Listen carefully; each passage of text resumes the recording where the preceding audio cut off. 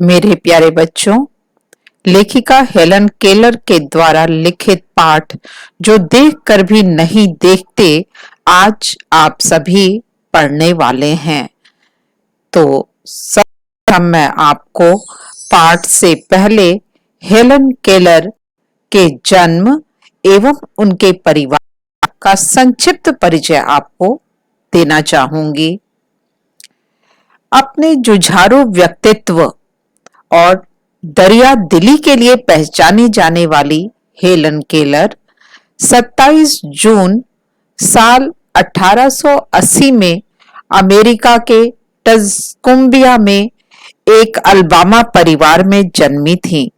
इनके पिताजी Arthur Helen Keller ने कई साल तक समाचार पत्र के एडिटर के तौर पर काम किया था। इसके साथ ही उन्होंने आर्मी के कप्तान के रूप में भी अपनी सेवाएं दी। उनकी माता कैथरीन एवरेट एडम्स केलर, जो कि केट के नाम से मशहूर थीं, वो एक घरेलू कामकाजी गृहिणी थी जो हेलन से बेहद प्यार करती थी। हेलन केलर जब महज 19 महीने की थी, अर्थात 1 साल 6 महीने की हुई थी, तभी वे एक भयंकर बीमारी की चपेट में आ गईं, जिसके चलते हेलन की बोलने, देखने की और सुनने की शक्ति नष्ट हो गई थी। हेलन बचपन से ही अन्य बच्चों की तुलना में कहीं ज्यादा होशियार और बुद्धिमान थी, लेकिन शारीरिक अपंगता के कारण हेलन अन्य बच्चों के साथ बाहर खेल नहीं सकती थी। हेलन अपने सूंघने और छूकर पहचान लेने की शक्ति का इस्तेमाल करने लगी, तो कई लोगों को वह उनकी गंध से पहचान जाती थी। वहीं हेलन अपने परिवार में सांकेतिक भाषा का इस्तेमाल कर इशारों से अपनी बात समझा देती थी। एनी सेल्विन ने न सिर्फ एक शिक्षिका के तौर पर हेलन केलर की पढ़ाई में मदद की, बल्कि उन्होंने हेलन के अंदर सीखने और काम करने की ललक भी पैदा की और उन्हें शिक्षित कर हेलन केलर के स्वाभिमान और आत्मविश्वास को जगाने में उनका साथ भी दिया। हेलन भी शुरू से ही विलक्षण प्रतिभा की बुद्धिमान छात्रा थी, इसलिए उन्होंने बेहद कम समय में ही अपनी टीचर से कई जर्मन, फ्रेंच, ग्रीक, अंग्रेजी, लैटिन समेत कई भाषाओं का ज्ञान अर्जित कर लिया। उन्होंने बीए कर आर्ट्स में अपनी ग्रेजुएशन की पढ़ाई पूरी की।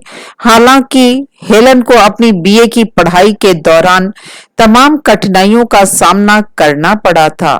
वे ऐसा करने वाली दुनिया की पहली मूक बधिर महिला बन गईं। मेरे प्यारे बच्चों, अब मैं शुरू करती हूँ पाठ जो देखकर भी नहीं देखते। कभी कभी मैं अपने मित्रों की परीक्षा लेती हूँ। मेरे प्यारे बच्चों, यह वाक्य हेलन केलर कह रही हैं कि वे कभी कभी अपने मित्रों की परीक्षा लेती हूँ कि देखें वे हमारे बात का किस तरह से रिस्पॉन्स करते हैं, यह परखने के लिए कि वह क्या देखते हैं। हाल ही में मेरी एक प्रिय मित्र जंगल की सैर करने के बाद वापस लौटी। मैंने उनसे पूछा, आपने क्या क्या देखा? मित्र का जवाब था, कुछ खास तो नहीं। उनका जवाब था, मुझे बहुत अचरज नहीं हुआ, क्योंकि मैं अब इस तरह के उत्तरों की आदी हो चुकी हूँ। मेरा विश्वास है कि जिन लोगों की आंखें होती हैं वे बहुत कम देखते हैं। क्योंकि उनके साधारण जीवन में हर चीज दिखाई दे रही होती है, सहज रूप से वे हर चीज देख पा रहे होते हैं, इसलिए वे देखी गई चीजों को अपने दिमाग में अंकित नहीं कर पाते हैं। आगे वे कहती हैं, क्या यह संभव है कि भला कोई जंगल में घंटा भर घूमे और फिर भी कोई विशेष चीज न देखे? मुझे जिसे कुछ भी दिखाई नहीं देता, सैकड़ों रोचक चीजें मिलती हैं जिन्हें मैं छूकर पहचान लेती हूं। मैं भोजपत्र के पेड़ की चिकनी छाल और चीड़ की खुरदुरी छाल को स्पर्श से पहचान लेती हूं। वसंत के दौरान में टहनियों में नई कलियां खोजती हूं। मुझे फूलों की पंखुड़ियों की मखमली सतह छूने और उनकी घुमावदार बनावट महसूस करने में अपार आनंद का अनुभव होता है। मेरे बच्चों, मैं अब आप लोगों को भोजपत्र और चीड़ की का पेड़ दिखाना चाहूंगी। भोजपत्र जिसका छाल, जिसका पेड़ आप ये देख रहे हैं ऊपर कितना चिकना है, और नीचे यहां पर चीड़ का पेड़ है, इसका तना कितना खुरदरा दिखाई दे रहा है। इस दौरान मुझे प्रकृति के जादू का कुछ कुछ एहसास होता है। कभी जब मैं खुशनसीब होती हूँ तो टहनी पर हाथ रखते ही किसी चिड़िया के मधुर स्वर कानों में गूंजने लगते हैं। अपनी अंगुलियों के बीच झरने के पानी को महसूस कर मैं आनंदित हो उठती हूँ। मुझे चीड़ की फैली पत्तियां या घास का मैदान किसी भी महंगे कालीन से अधिक प्रिय है। बदलते हुए मौसम का समा मेरे जीवन में एक नया रंग और खुशियां भर जाता है। प्रस्तुत अनुच्छेद के अंतर्गत हेलन केलर कहती हैं कि मुझे प्रकृति के जादू का कुछ कुछ एहसास होता है जब मैं प्रकृति की तमाम चीजों को महसूस करती हूँ। जैसे कहती हैं कि जब वे किसी पेड़ की टहनी पर हाथ रखती हैं, यदि उस पेड़ पर कोई चिड़िया बैठी हुई है तो उसके द्वारा जो आवाज की जा रही है वह उस पौधे के कंपन से मुझे पता चल जाती है। जिस समय नदी बह रही है या झरने का पानी, जब मैं उसमें हाथ डालती हूं और उसके कलकल आवाज को जब मैं महसूस करती हूं, तब मुझे अत्यधिक आनंद की प्राप्ति होती है। चीड़ की फैली पत्तियों, घास का मैदान आदि सभी उन्हें घर में रखे हुए महंगे से महंगे सामान से भी अधिक प्रिय है। और जिस समय मौसम बदल रहा होता है, उस समय का वातावरण बहुत ही सुखद होता है और वह मुझे अत्यधिक खुशियां प्रदान करता है। लेखिका आगे कहती हैं, कभी कभी मेरा दिल इन सब चीजों को देखने के लिए मचल उठता है। अगर मुझे इन चीजों को सिर्फ छूने भर से इतनी खुशी मिलती है तो उनकी सुंदरता देखकर तो मेरा मन मुग्ध ही हो जाएगा। परंतु जिन लोगों की आंखें हैं वे सचमुच बहुत कम देखते हैं। लेखिका कह रही हैं कि जब इन चीजों को मैं सिर्फ छू कर महसूस कर अत्यधिक आनंदित हो उठती हूं, तो जो लोग इस दृश्य को देखते हैं उनके मन मस्तिष्क पर जब यह हरियाली, जो प्रकृति की के तमाम रंग हैं, जब उनके दिमाग पर असर डालते हैं तो वास्तव में कितना सुखद एहसास उन्हें प्राप्त होता होगा। इस दुनिया के अलग अलग सुंदर रंग उनकी संवेदना को नहीं छूते। मनुष्य संज्ञा शून्य हो गया है। उसे दुनिया के जो अलग अलग विविध सुंदर रंग हैं वह उसकी संवेदना को छूते ही नहीं हैं। व्यक्ति उनके बारे में ज्यादा सोचता ही नहीं है। मनुष्य अपनी क्षमताओं की कभी कदर नहीं करता। मनुष्य के अंदर कितनी ईश्वर ने क्षमताएं प्रदान की हैं, उन अपनी क्षमताओं के द्वारा वह क्या क्या कर सकता है, इन सब चीजों के बारे में व्यक्ति सोचता ही नहीं है। व्यक्ति हमेशा उस चीज की आस लगाए रहता है जो उसके पास नहीं है। जो चीजें हैं उसका आनंद न उठाते हुए व्यक्ति केवल यह चाहता है कि यदि हमारे पास आज जो चीज नहीं है वो आ जाए तो मुझे कितना सुखद एहसास होगा, जबकि जो चीजें हमारे आसपास हैं उससे ही हमें आनंदित होना चाहिए। यह कितने दुख की बात है कि दृष्टि के आशीर्वाद को लोग एक साधारण सी चीज समझते हैं।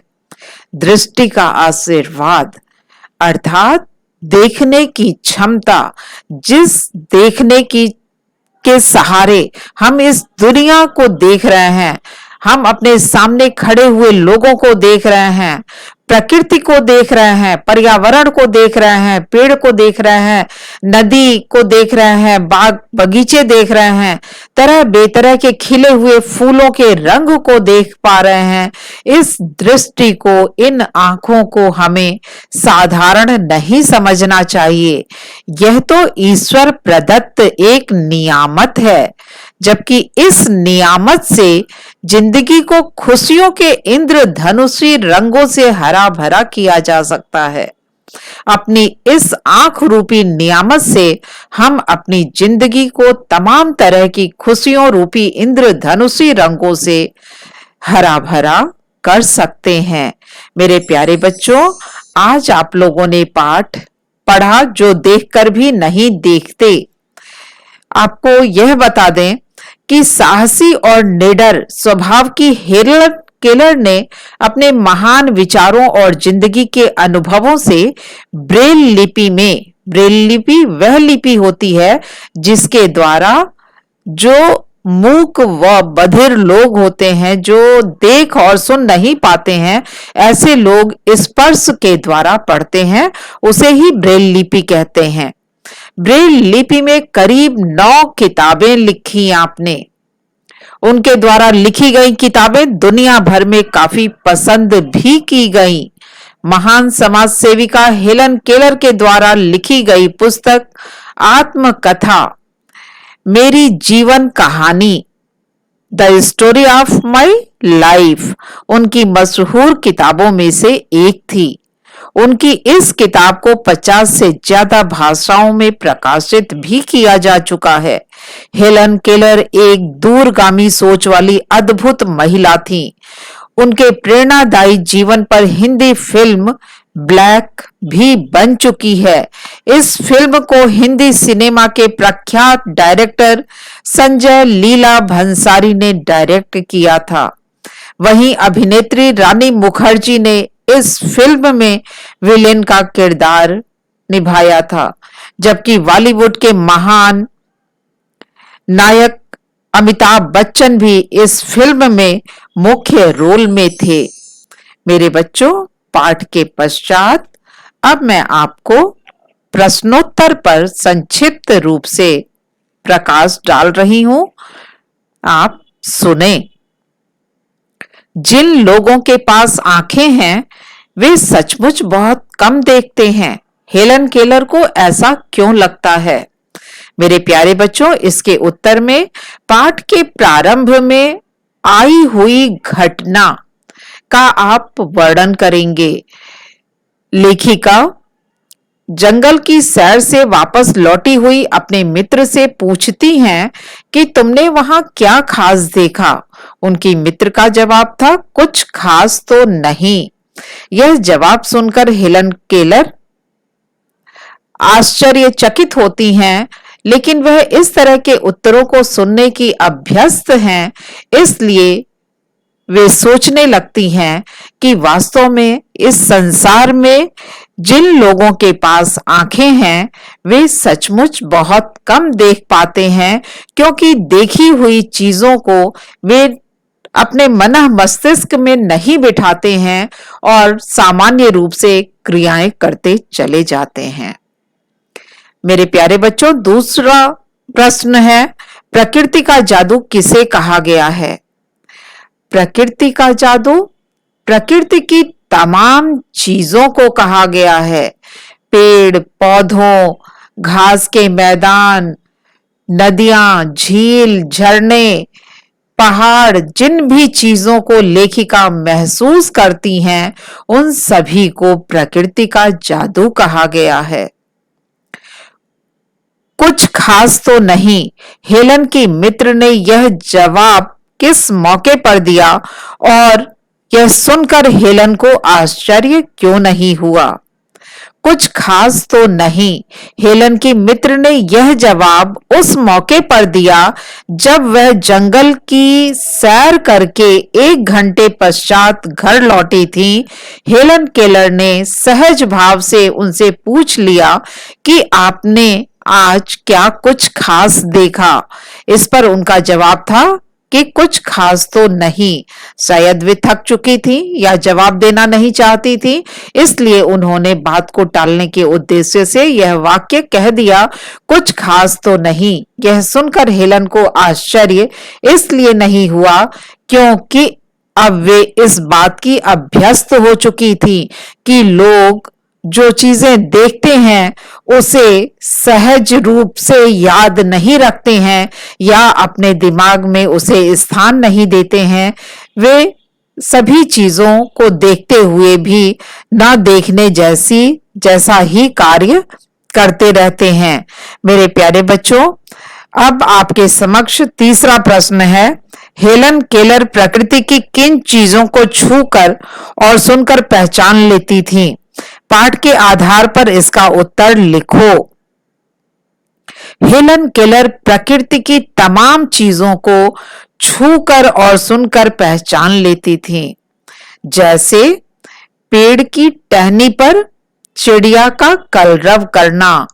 लेखिका छूकर सहज भाव से पहचान लेती थी और सुनकर, मतलब ये सुनने के जैसा, हमारे लिए तो यह सुनने जैसा है, इसलिए यहां सुनकर कहा गया है। वास्तव में वे स्पर्श के द्वारा ही आवाज को पहचानती थी।